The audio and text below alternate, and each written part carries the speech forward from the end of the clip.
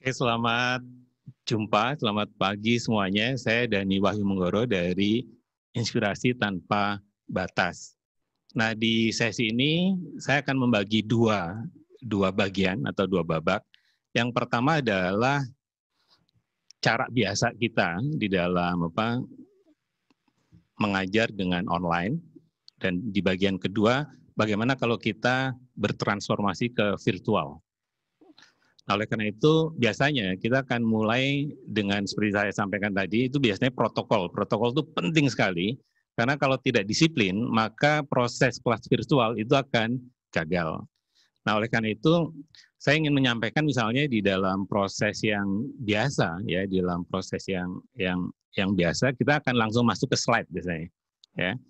Oleh karena itu, nanti saya akan, kalau ada waktu, karena waktunya pendek banget, hanya 40 menit, maka saya akan bagi 20 menit saya share dulu tentang cara presentasi yang biasa, yang kemudian 20 menit sisanya saya akan coba bagaimana kalau kita memanfaatkan virtual agak tinggi sedikit dari proses yang biasa. Ya, yang pertama sebenarnya kalau kita tanya tentang virtual, itu saya jadi isu sebenarnya 3 bulan yang lalu, itu sering orang bertanya, gimana ya caranya supaya kelas-kelas online itu lebih hidup, lebih meyakinkan baik dari sisi pengajar maupun dari sisi peserta. Itu yang selalu jadi pertanyaan. Ini sulit sekali, Mas, karena biasanya kita hanya bisa menyampaikan sesuatu, tapi kita tidak ada feedback dari peserta. Itu betul sekali. Jadi semua trainer, semua presenter, semua dosen itu mengalami hal yang sama. Dan kemudian yang kedua tadi Bu Ira juga sampaikan bahwa materinya sama, hanya metodenya virtual. Ini juga bisa menjadi jebakan karena kalau tidak mengubah materinya, maka sebenarnya juga akan menjadi bermasalah pada saat kita menyampaikan secara online. Jadi ini juga penting diingatkan. Nah,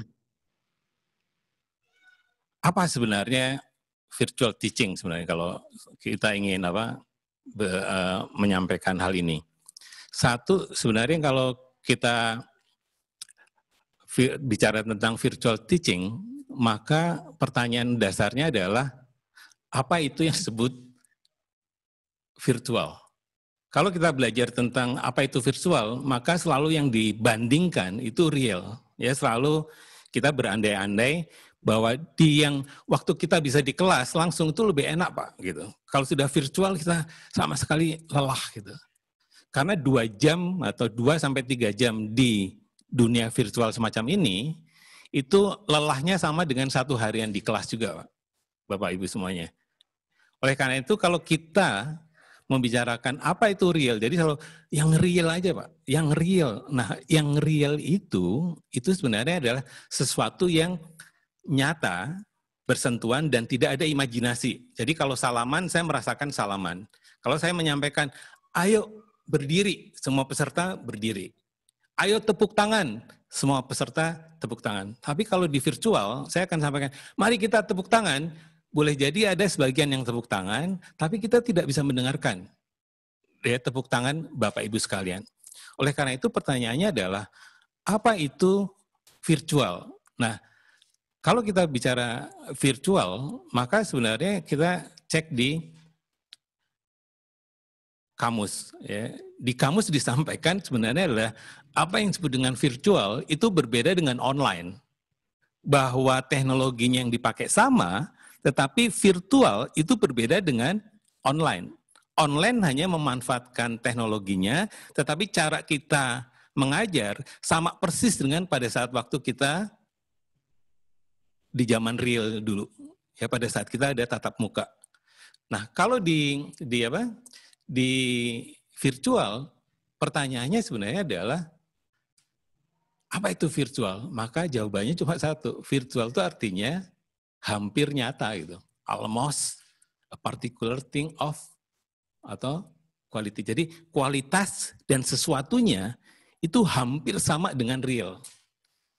Oleh karena itu saya setuju dengan Bu Ira bahwa perlu ada pengantar di sini, karena kalau tidak, maka tidak ada standar di kita, bagaimana cara delivery-nya menyampaikan materi ini dalam bentuk online atau virtual sebenarnya. Kalau online boleh-boleh saja tanpa harus ada upaya membuat menjadi nyata, ya silakan saja. Toh kita bisa menyampaikan presentasi slide seperti biasa. Tetapi kalau virtual, maka ada esensi kita hampir nyata. Nah, untuk mempelajari ini, saya ingin share beberapa konsep. Yang pertama adalah kalau kita lihat di sini, di beberapa tahun yang lalu ada konsep virtual reality. Nah, ini tidak bisa diganti online reality, nggak bisa diganti seperti itu. Virtual background ya di Zoom tidak bisa diganti online background, tidak bisa. Oleh karena itu, di virtual reality ini disampaikan ini adalah set of images. Jadi ada satu set ya gambar-gambar, baik gambar diam maupun gambar bergerak, yang kita antarkan kepada audiens supaya audiens merasa bahwa ini nggak ada bedanya ya dengan kelas yang real tadi. Oke, jadi seolah-olah kita bisa menjadi bagian dari kelas itu. Oke, ini satu, ada konsep virtual reality, yaitu bagaimana kita mendekati kenyataan. Tetapi di kelas-kelas kecil kemarin di teman-teman dosen di Unhas, saya sampaikan bahwa sebenarnya ada konsep lain juga, ya misalnya yang disebut dengan augmented reality. Kalau di augmented reality, maka sebenarnya yang ditingkatkan itu adalah realitasnya ditambahkan.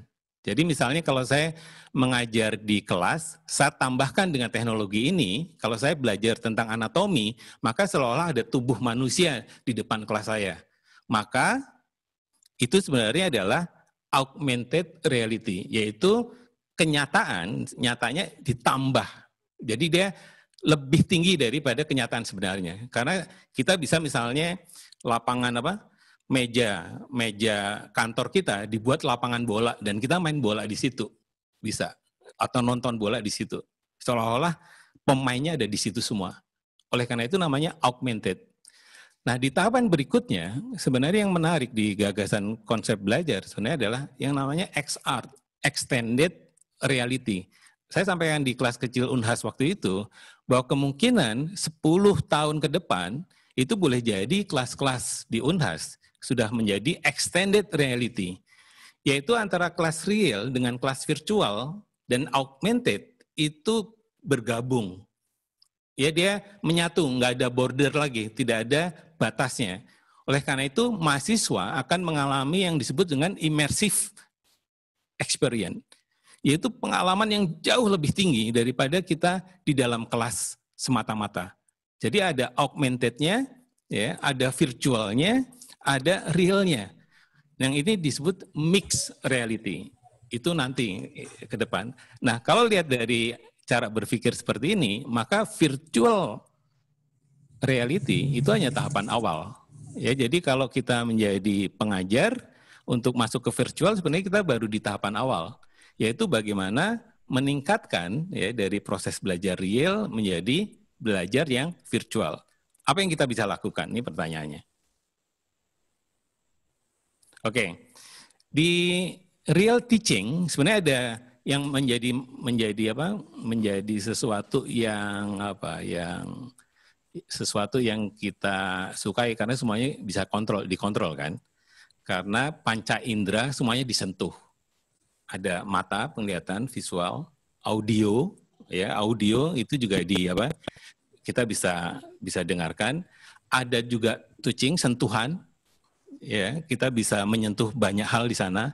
Kalau ada masalah misalnya di dalam kelas macam ini, saya bisa langsung, tolong dong bantuin ini mic saya nggak jalan gitu. Cuma kalau di virtual, gimana caranya kalau ada masalah di Bu Ira misalnya. Oleh karena itu ada konsep co-hosting. Kalau Bu Iranya terlempar dari Zoom, maka ada konsep co-hosting. Itu ada, nggak ada touch-nya. Yang kedua taste, nggak ada rasa nggak ada, penciuman nggak ada. Ya kita nggak bisa merasakan ruangan, ya ruangan ada di rumah masing-masing. Tidak ada juga rasa, afeksi, tidak ada. Saya suka atau saya tidak suka, tidak terlihat. Oleh karena itu, sekarang isunya adalah bagaimana sebenarnya ini di dalam virtual teaching. Di virtual teaching itu yang aktif hanya visual dan audio. Kebayang nggak? Yang tiga-tiganya nggak ada. Oleh karena itu inilah yang menjadi keluhan semua dari kita. Mau dosen, mau saya sebagai trainer dan sebagainya. Masalah besar.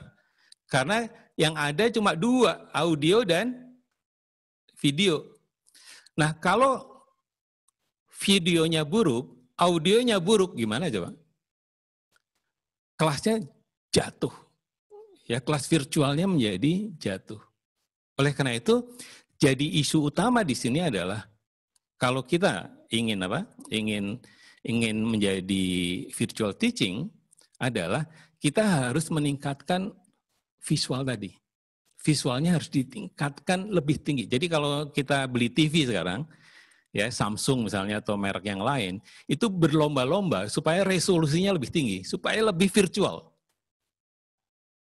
Ya, kalau kita sama juga audio itu juga sama, ditingkatkan terus-menerus supaya kalau kita dengarkan musik itu lebih real, Ya salah satu sekarang misalnya teknologi noise cancelling di headphone tuh udah masuk ke tahapan berikutnya. Kalau dulu kita harus buka headphone kita kalau mau ngobrol dengan orang lain.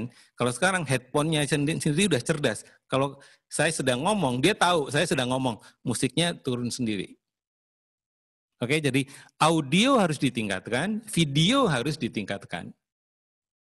Oke, jadi di situ sebenarnya kuncinya. Jadi kalau kita mau virtual teaching, video Bapak Ibu semua itu harus di-upgrade. Ya, upgrade-nya gimana? Oke, position.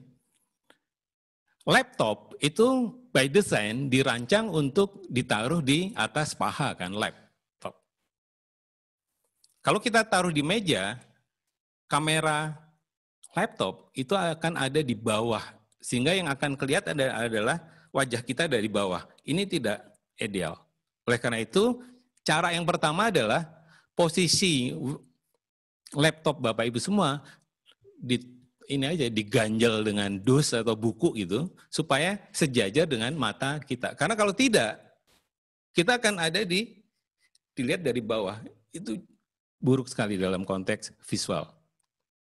Yang kedua yang kita bisa lakukan, pencahayaan. Cahaya di latar belakang jangan sampai lebih terang daripada wajah kita. Jadi banyak sekali di video Bapak Ibu semua, itu wajahnya masih gelap. Itu perlu ditambah. Gimana cara nambahnya? Ya gampang, duduknya menghadap pintu aja, atau duduknya menghadap jendela. Udah gampang, nggak usah pakai macam-macam, murah meriah. Kalau mau investasi boleh, tambah lampu belajar misalnya. Atau lampu studio kalau mau sudah profesional. Oke? Yang berikutnya adalah ubah background. Background kita kadang campur aduk gitu. Ada kalender lah, ada botol, ya, ada peralatan-peralatan yang di belakang kita harus dihilangkan. Lebih minimalis, lebih bagus. Kalau memang latar belakang ini menjadi bagian yang ingin dipamerkan, ya harus ditata supaya enak dilihat dan tidak mengganggu wajah kita. Oke?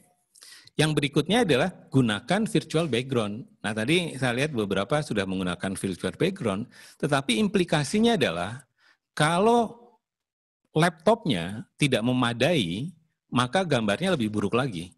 Oleh karena itu salah satu teknologi yang sederhana dipakai itu adalah gunakan green screen atau kain berwarna hijau, taruh di belakang kita. Gampang, harganya murah, 20.000, 40.000 taruh aja di belakang kita, ya hijau yang agak terang sedikit. Dan itu bisa virtual background-nya itu menjadi lebih kuat, lebih crispy, ya gitu. Nah yang terakhir adalah webcam. Webcam-nya itu kita ganti. Ya kita ganti dengan yang lebih baik. Salah satu caranya adalah kalau pakai webcam laptop, cahayanya harus bagus banget. Tapi kalau cahayanya tidak bagus, bisa gunakan handphone Bapak Ibu semua dijadikan webcam. Atau kalau punya kamera, ya kamera lama atau kamera bekas gitu, dijadikan webcam. Itu bisa. Jadi gambar kita menjadi lebih crispy, lebih clear, lebih jelas dibandingkan kalau menggunakan webcamnya laptop. Karena semua laptop, sampai laptop yang paling mahal pun tidak dirancang untuk virtual teaching. Tidak, dia hanya untuk ngobrol di bisnis saja. Yang bukan utama. Nah, di virtual teaching ini menjadi utama. Oke. Nah, berikutnya yang harus kita upgrade mikrofon, internal mikrofonnya kita harus cek. Bagus enggak? Karena kebanyakan kalau kita menggunakan internal mikrofonnya handphone atau laptop, maka sebenarnya yang jadi isu mereka pun sebenarnya tidak dirancang untuk kelas virtual, hanya untuk ngobrol biasa aja. Oke, padahal kalau waktu ngajar kita butuh energi kan. Oleh karena itu bisa ditambahkan eksternal mikrofon. Itu bisa yang bawaan HP-nya kita pakai aja, itu juga sudah bagus. Atau investasi khusus. Harganya murah dari yang 100.000 sampai ada yang 3 juta juga. Atau ada yang 8 juta juga. Terserah. Ya, tetapi investasi itu akan sangat bermanfaat kalau Bapak Ibu sebagai pengajar virtual. Nah, yang berikutnya adalah audio interface. Ya, kadang kalau kita bicara seperti ini pengen bersemangat, itu suaranya bisa clipping, nggak kedengeran sama mahasiswanya juga. Ngapain kita bicara? Oleh karena itu, kita bisa beli audio interface, yaitu supaya suara dikontrol agar konsisten. Oke. Yang berikutnya adalah gunakan aplikasi. Ya, banyak sekali aplikasi. Misalnya, kalau saya ruangannya ini banyak anak, banyak motor, mobil, suara AC dan sebagainya, ya itu bisa dihilangkan dengan noise suppression. Jadi ditekan noise-nya. Itu menggunakan aplikasi bisa. Itu ada yang free, ada yang berbayar juga. Dan yang terakhir adalah memperbaiki vokal. Karena waktu bicara di depan kelas virtual berbeda dengan ngobrol langsung. Kalau ngobrol langsung tuh suara kita bisa ditarik. Jadi beginilah masalahnya begitu begini. Tapi kalau di virtual kita harus sadar suara. Aku mau presentasi, maka diucapkan seperti itu. Aku mau presentasi, nggak bisa. Oleh karena itu, latihan vokal menjadi penting pada transformasi dari kelas real ke kelas virtual. Karena bantuan kita itu lewat mikrofon. Kalau tidak jelas, dia tidak diterima mikrofon dengan suara yang baik. Dan ini bagi saya juga sulit. Dan salah satu tips di visual ini adalah bahwa audiens kita itu bukan layar komputer Bapak Ibu semua, tetapi layar webcam itu. Kamera yang ada di depan itu, bukan di layar komputernya. Ini yang sering terjadi juga. Jadi kita seolah-olah menunduk jadinya waktu mengajar. Ya, tidak dilihat mahasiswa, sedang melihat wajahnya. Oleh karena itu kita harus melihat mahasiswa itu. Nah, ini adalah cara paling sederhana yang kita bisa investasikan sebagai pengajar. Bagaimana kita, satu, upgrade visual, yang kedua, upgrade audio. Nah, saya akan masuk ke bagian yang kedua. Nah, yang di bagian yang kedua inilah saya coba virtual sesi saya ini. Kemarin saya sengaja, oke, kalau gitu saya buatkan virtualnya. Ya, saya ada 5 video pendek-pendek, ya, hanya 90 detikan, yang menceritakan tentang sesi saya. Oke? Ya, saya akan coba memulainya. Silakan menikmati.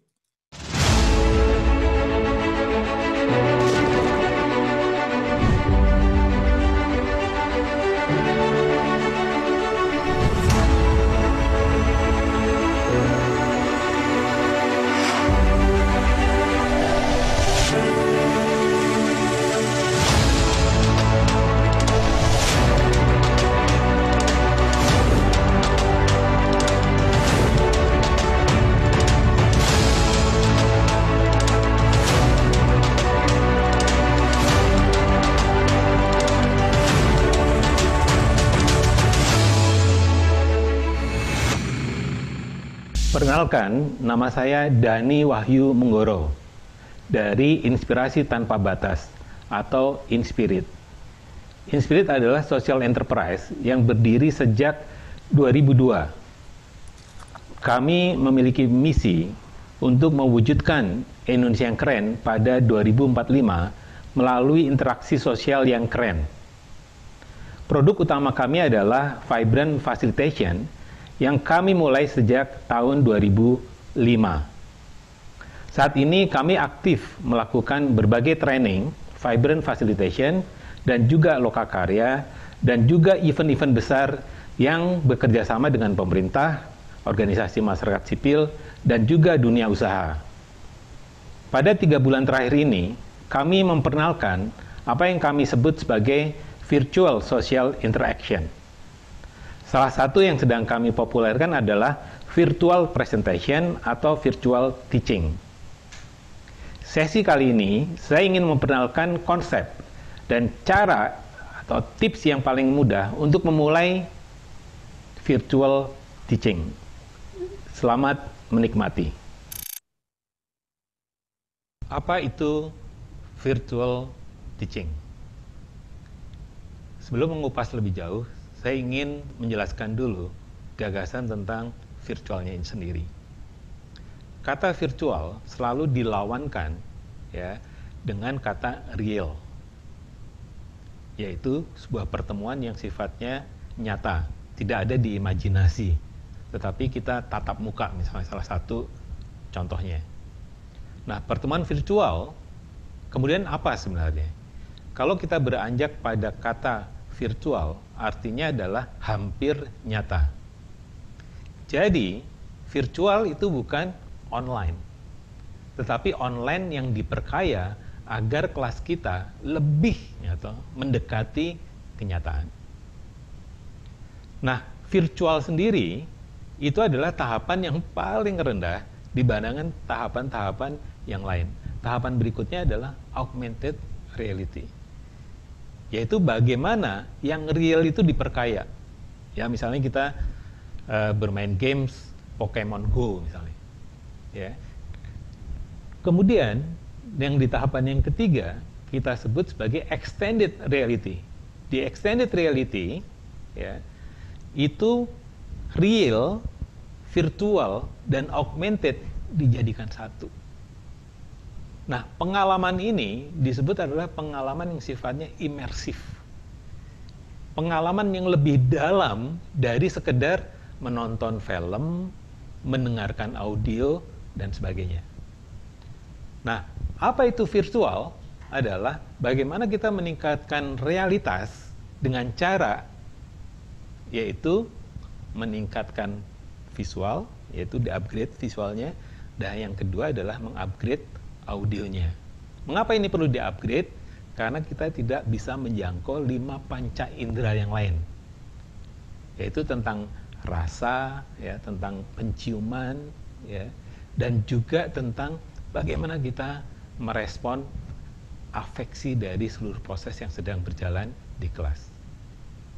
Nah, saya ingin menjelaskan apa itu sebenarnya virtual teaching. Baru saja saya menjelaskan tentang virtual, konsep virtual dan pengaruhnya pada virtual teaching. Nah, kemudian apa yang kita bisa lakukan untuk memulai virtual teaching? Jadi ingat tadi bahwa di virtual kita hanya fokus pada visual dan audio. Nah, tips yang pertama adalah mengupgrade video kita. Ada 5 cara untuk bisa mengupgrade video kita. Yang pertama adalah posisi. Ya, kita sering hanya mengandalkan ya webcam, kamera dari laptop. Oleh karena itu, yang harus diperhatikan yang pertama adalah posisi kamera pada wajah kita. Yang kedua adalah pencahayaan. Kita sering menaruh meja kerja kita itu menghadap tembok dan membelakangi cahaya, sehingga kebanyakan pada saat mengikuti acara virtual, muka kita menjadi gelap. Yang ketiga adalah mengupgrade background kita. Seringkali di dalam virtual meeting, ya, kita mengabaikan ya background yang ada di belakang tubuh kita. Itu sifatnya distraksi. Oleh karena itu kita belajar dari dunia fotografi bagaimana membuat background yang sederhana. Nah, yang keempat adalah membuat virtual background. Lagi-lagi ingat kata virtual, hampir nyata. Oleh karena itu untuk menyempurnakannya biasanya ditambahkan dengan green screen. Dan yang kelima, ini kaitannya dengan upgrade kamera. Karena webcam yang ada di laptop, ya semahal apapun, itu didesain bukan untuk fotografi, ya atau bahkan untuk video conference yang bagus. Oleh karena itu, kita bisa menambahkan kamera webcam yang khusus untuk pertemuan virtual, atau menggunakan kamera dari handphone, karena semurah apapun handphone yang ada yang sekarang, itu biasanya sensor kameranya lebih tinggi daripada webcam yang ada di laptop. Kita bisa menggunakan kamera handphone sebagai webcam. Jadi tahapan yang paling awal untuk bisa kita masuk ke virtual teaching adalah memperbaiki panggung visual kita. Demikian tips yang pertama. Tips yang kedua untuk memulai virtual teaching adalah mengupgrade audio dan vokal kita. Cara yang pertama adalah memaksimalkan internal mikrofon yang ada di laptop atau di smartphone kita masing-masing. Yang kedua, kita menambahkan external microphone dengan memilih ya dynamic atau mikrofon yang kondensor. Nah, yang ketiga, kita menambahkan perangkat keras berupa mixer atau audio interface untuk ya supaya kualitas suara kita bisa lebih bagus lagi. Nah, yang keempat, kita menggunakan aplikasi audio seperlunya untuk bisa mengangkat lagi ya audio kita supaya tidak terjadi clipping ya sehingga suara kita bisa menjadi sangat sempurna. Nah, yang kelima itu adalah memperbaiki vokal kita. Maksudnya adalah bahwa suara sehari-hari atau vokal kita sehari berbeda saat kita tampil di media online atau virtual seperti ini. Jadi suara kita harus konsisten, terkontrol, dan bulat. Jadi ini adalah tips yang kedua untuk memulai virtual teaching.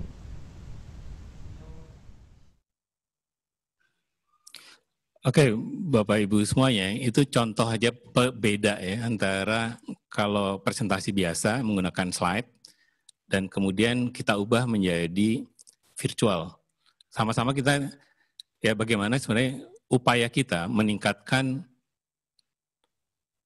visual dan audio. Sebelum ke bagian yang ketiga, apakah ada pertanyaan dari Bapak Ibu sekalian? Mungkin ada satu atau dua sebelum masuk ke bagian terakhir. Kalau ada, mohon siapa yang duluan menyalakan videonya itu berhak untuk bertanya. Ya, silakan kalau ada pertanyaan. Pak Abdul Majid, kemudian Pak Hashim. Ya, ada dua yang pertama. Silakan, Pak. Saya mau bertanya, Pak. Ya. Terima sekali materinya. Terima kasih banyak. Saya mau bertanya, itu virtual, apalagi tadi, virtual presentasinya tadi, itu berapa lama perlu dipersiapkan sebelum kita mengajar, atau sebelum kita sama mahasiswa itu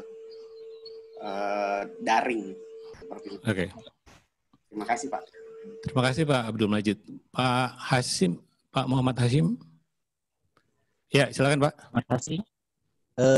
Menarik saya lihat tadi waktu Bapak menyampaikan presentasi itu, menurut saya adalah video yang Bapak rekam dan itu menarik cara merekamnya. Saya terinspirasi dari model itu. Terima kasih. Terima kasih, Pak Hashim. Tadi ada satu lagi, siapa? Oke. Muhammad Sakti ya. Ya, makasih Pak Dani. Jadi kebetulan kami di kedokteran itu sudah mulai jalan virtual edukasi seperti ini. Nah kami tuh tadi kan disampaikan sebaiknya videonya itu dimatikan, tidak dimatikan untuk mahasiswanya. Padahal kami tuh waktu mengajar banyak melakukan interaksi.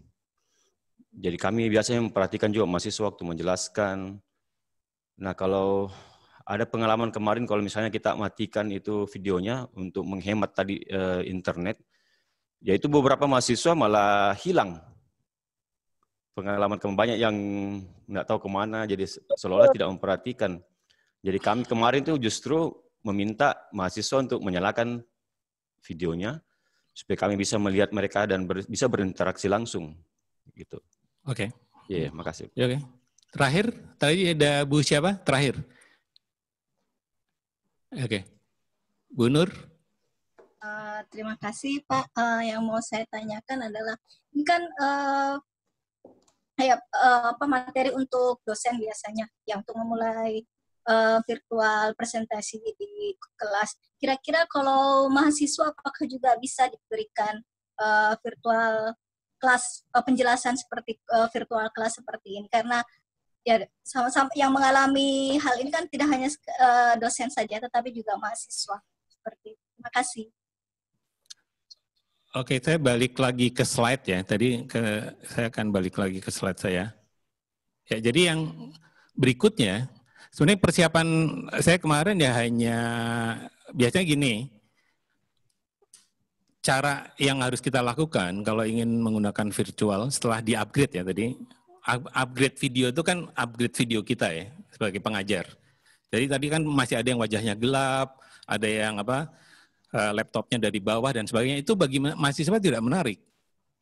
Ya pasti nggak akan ikut kelas kita kalau wajah kita juga sebenarnya videonya kita juga, maksudnya video yang ada di depan kita itu tidak menarik. Mereka juga pasti nggak suka juga. Nah yang kedua adalah bagaimana kalau kita ingin mengaktifkan tadi mahasiswanya bisa kalau dimatikan seperti ini itu mahasiswanya pergi misalnya. Kalau dinyalakan pun itu tekniknya mahasiswa banyak Pak. Hanya bikin virtual video, wajahnya diganti terus dia pergi juga bisa. Ketika video dinyalakan. Jadi isunya bukan di situ. Isunya adalah bagaimana kita bisa membuat presentasi yang interaktif. Misalnya, saya bisa meminta pada saat ini, siapa yang lahirnya pada bulan Agustus, tolong nyalakan videonya saat ini. Bisa tolong siapapun yang lahirnya bulan Agustus, nyalakan videonya. Ya, jadi bisa seperti ini. Ya bisa Jadi caranya tidak harus kontrol 100% karena itu akan mengganggu proses presentasinya juga pada saat kita nanti lihat di video atau di YouTube atau nanti rekaman kita baca nggak menarik juga Pak. Kalau misalnya mau disampaikan ke peserta ini tadi sesi saya tolong ditonton lagi misalnya. Oke, jadi isunya bedakan antara proses interaktif dengan proses presentasi ini. Oleh karena itu di tahapan bagian yang ketiga yang ingin saya sampaikan adalah yang harus di-upgrade itu adalah interaksinya. Nah caranya gimana? Ya kita harus bikin desain proses. Jadi kelas 40 menit ini saya mikirnya juga sampai setelah Ira kontak seminggu yang lalu, itu saya tanya lagi jadi nggak sih gitu ya hari Sabtu kemarin. Ya sejak itu saya mikirin, ini gimana caranya 40 menit untuk bisa seperti ini. Karena kelas presentasi itu nggak boleh panjang, memang harus pendek. Kalau bikin video presentasi pun harus pendek, hanya 90 detik atau 2 menit maksimal. Bukan video 20 menitan gitu, hanya 2 menit per bagian yang ingin kita jelaskan. Yang kedua harus mengoptimalkan platform. Platformnya tuh Zoom. Zoom tuh terbatas. Kalau kita nyalakan semua, itu distraksi. Nggak ada tujuan pembelajarannya nggak tercapai juga. Oleh karena itu, saya mohon dimatikan. Karena ini bagian dari presentasi. Nah, bagian interaksinya tadi. Oke, kita berhenti dulu sebentar, 10 menit. Nyalakan, ya. Siapa yang mau bertanya, tolong nyalakan videonya. Oke, ada 10 tanya gitu.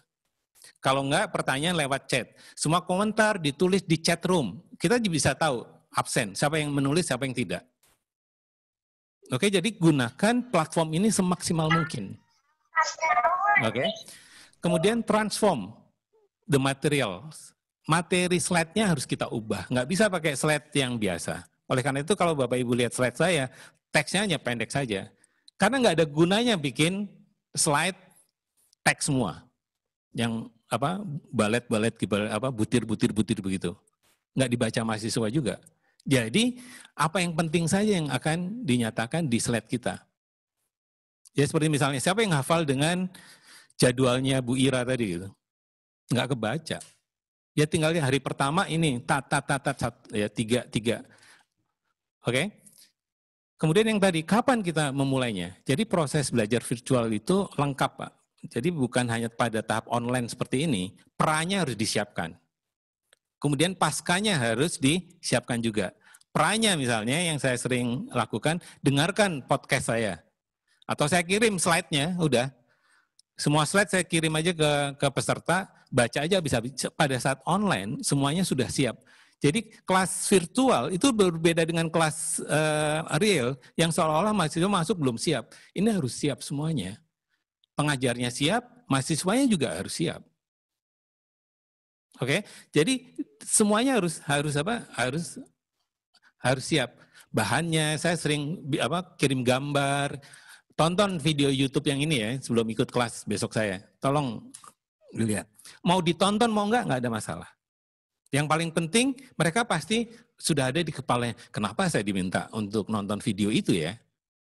Itu namanya focus question. Yaitu memfokuskan dulu mahasiswa untuk ikut kelas saya. Itu namanya focus question. Nggak perlu dijawab. Di kepala orang tuh udah, besok apa ya, besok apa. Itu yang perlu diganggu. Nah baru di afternya. Di afternya itu adalah kita hadir di WhatsApp group mereka. Saya akan hadir 4 jam di WhatsApp group kalian. Kalau ada pertanyaan, silakan. Pertanyaan lanjutan. Nah kita bisa lihat keaktifan mahasiswa. Pertanyaannya apa? Setelah 4 jam saya keluar dari WA group mereka. Oke. Bisa lakukan seperti itu. Jadi ada before, virtual, after. Itu satu konsep. Ya bisa sehari sebelumnya dan sehari sesudahnya. Jangan banyak, karena di hari berikutnya kan ada kelas lain mereka.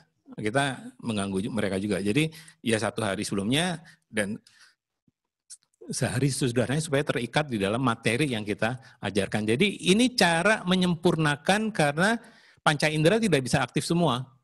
Nah di kelasnya mau macam-macam, ya itu nanti kita bisa belajar banyak. Zoom bisa melakukan itu. Ya, empathy learning. Kita belajarnya begini juga. Mahasiswa harus empati bahwa panggung belajar saya di rumah gitu. Yang semuanya settingnya bukan untuk mengajar. Ada makanan, ada bau dari dapur, wangi-wangi macam-macam, ada keributan di sini, keributan di sana. Mahasiswa juga menghadapi hal yang sama. Nah, kalau kita nggak empati dari proses semuanya ini, ya kita jadi nggak ketemu gitu, nggak bisa optimal. Oleh karena itu, dari sisi kita sebagai pengajar, kita mempersiapkannya harus bukan semacam mengajar, kalau saya menyebutkan. Di dalam konteks virtual teaching, yaitu menghibur mahasiswa. Dan materi itu harus diringkas. Nggak bisa dibuat seolah-olah 2 jam saya presentasi, nggak bisa seperti itu. Jadi kalau tadi ada interaksi, silakan presentasi dulu 5 menit, tutup videonya semua, baru kemudian buka ngobrol lagi. Oke, bisa dibagi kelompok kan, breakout macam-macam. Habis itu, oke, saya mau sampaikan 5 menit lagi, presentasi lagi. Habis itu lagi bisa, nggak ada masalah. Oke, nah ini bagian yang terakhir dari saya ingin putarkan video saya, ya. Jadi yang ini saya, oke. Tips yang kedua untuk memulai virtual teaching adalah mengupgrade audio. Bukan, yang ini. Jadi tips yang ketiga adalah meningkatkan interaksi virtual. Oke. Caranya adalah pertama, mengoptimalkan platform dari aplikasi video conference yang kita gunakan.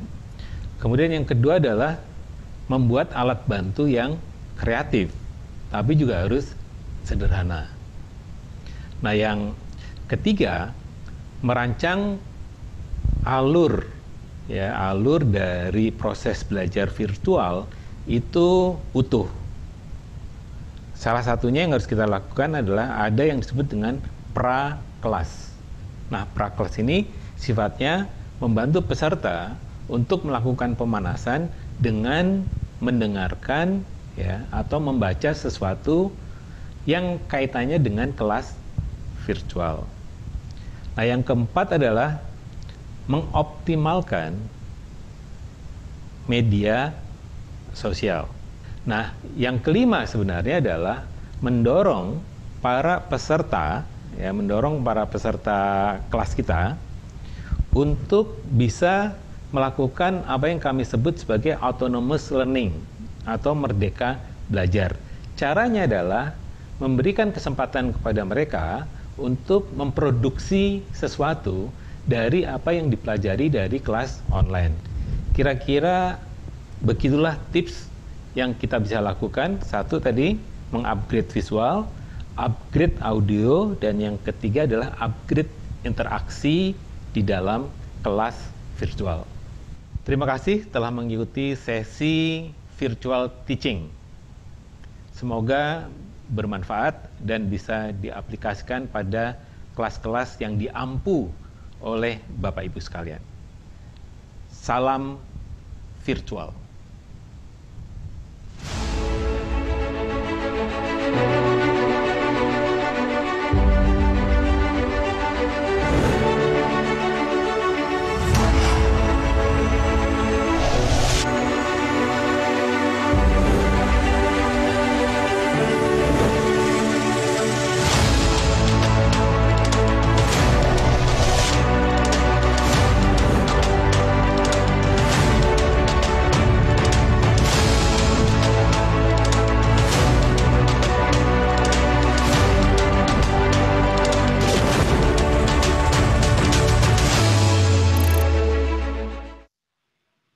Oke, terima kasih untuk undangannya, Wira, dan mohon maaf kalau ada kata-kata dan semuanya yang kurang berkenan. Terima kasih, Wira, atas